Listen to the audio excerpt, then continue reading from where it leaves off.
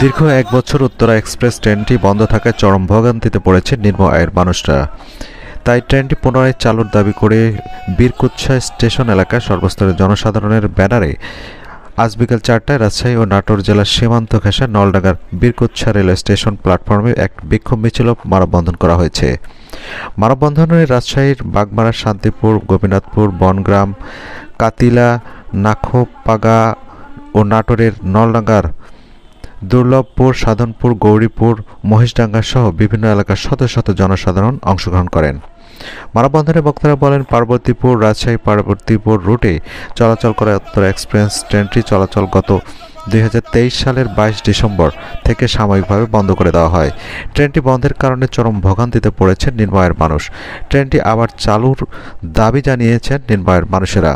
Train চলাচল বন্ধ থাকার কারণে ট্রেনে চলাচলকারী যাত্রীদের চরম দুর্ভোগ পোহাতে হচ্ছে। একদিকে যেমন অন্য ট্রেনে বাড়তি চাপ বেড়েছে, অন্যদিকে বিকল্প হিসেবে চলাচল করতে গিয়ে বেশি ভাড়া গুনতে হচ্ছে নিম্ন আয়ের যাত্রীদের।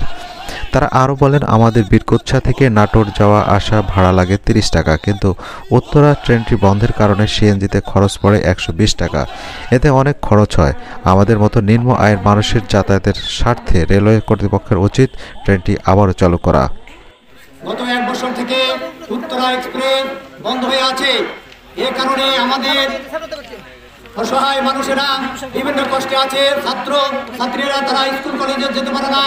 প্রতিদিন আমাদের বীরকুৎসা রেল স্টেশন থেকে প্রতিদিন যাত্রী এরকম ভাবে ১,০০০ থেকে ১,৫০০ যাত্রী এখান থেকে নাটোর, নলডাঙ্গা, বাসুদেবপুর, রাজশাহী পর্যন্ত আমাদের যাত্রীগুলা যাওয়া আসা করে।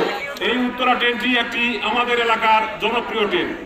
এই ট্রেনে বিভিন্ন গ্রামের মানুষ অফিস আদালত, ছাত্ররা কলেজে যায়, মাদ্দাগর, নলডাঙ্গা, নাটোর এবং আব্দুলপুর পর্যন্ত কলেজে যায়।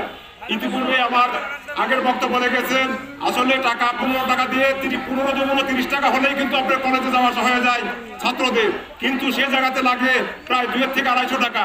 আমাদের এলাকার প্রাণের দাবি এই ট্রেনটি পুনরায় চালু করার জন্য বাংলাদেশ সরকারের প্রধান উপদেষ্টা সহ যথাযথ কর্তৃপক্ষের কাছে আমাদের আকুল আবেদন। এই দুটো উপজেলার প্রায় ৪০-৪৪টা গ্রামের হাজার হাজার জনগণ এই ট্রেনে রাজশাহী পার্বতীপুর রুটে চলাচল করেছে। বিশেষ করে আমি বলতে চাই, আজ থেকে আপনার জানেন বীরকুৎসা থেকে মাত্র রাজশাহী ট্রেন ভাড়া মাত্র ৩৫ টাকা, যাত্রীদের খরচ হয় মাত্র ৭০ টাকা, অথচ বাসে গেলে একজন যাত্রী ৩০০ টাকা খরচ হয়।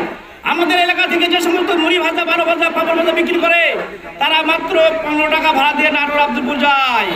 এখন তারা যাচ্ছে প্রায় ২৫০ টাকা আপনার খরচ হচ্ছে, তাদের লাভ হয় ৪০০ টাকা, তারা খরচ করে ২০০ টাকা। বহু সামনে তারা খাবে কি চিন্তায় ভুল পায় না। আমি ইতিপূর্বে রেল অফিসে গিয়েছিলাম, তিনারা বলেছেন যে আপনারা চেষ্টা চালিয়ে যান, আমাদের সমস্যা নাই।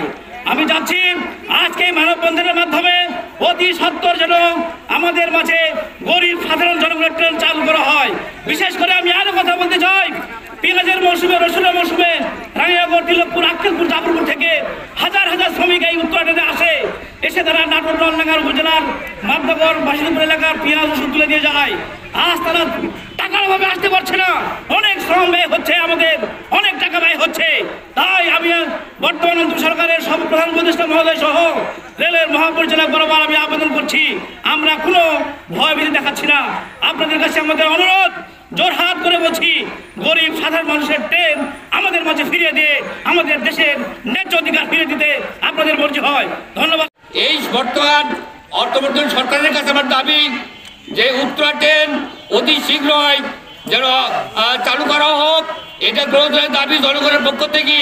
আমি আমার রেল মহোদয় যিনি আছেন রাজশাহী বিভাগের, তার কাছে আমি অনুরোধ করব জনগণের পক্ষ থেকে এই উত্তরা ট্রেন এক্সপ্রেস এবং 3132 ট্রেনটি যেন অতি শীঘ্রই আর 7 দিনের ভিতরে চালু করা হোক। যদি চালু করা না হয় তাহলে প্রতি জেনারেশনে আমাদের মেসেজ দেওয়া হোক যে এতদিনের মধ্যে আমরা উত্তরা চালু করবো।